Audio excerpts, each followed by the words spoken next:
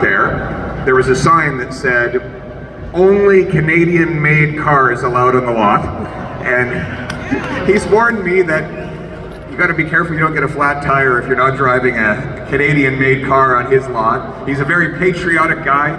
We sat down and talked, and the first thing he wanted to talk about was not politics, not policy. He wanted to talk to me about hunting and fishing.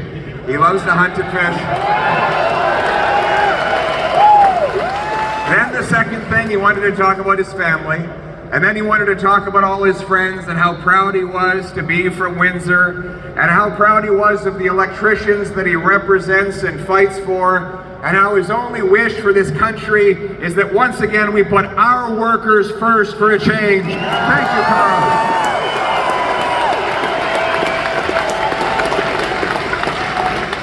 And on that subject, I regret to have to begin tonight with the terrible news of the layoffs at the GM plant in Ingersoll.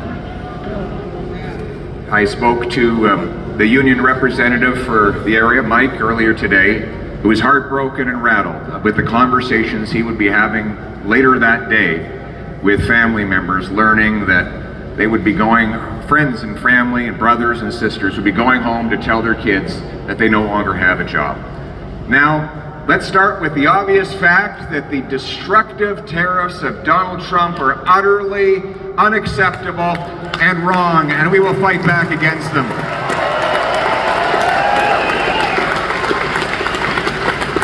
But we will also fight to protect the jobs of our workers. Conservatives will put in place a fund to give liquidity to our manufacturers, to keep paying workers, keep them employed, minimize the disruption, until hopefully we can get this dispute resolved.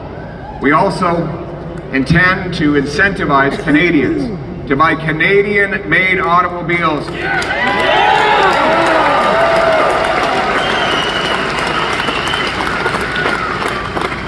And that's why I'm pleased to announce that as Prime Minister, for as long as these tariffs are in place, there will be no federal sales tax on Canadian-made cars and trucks.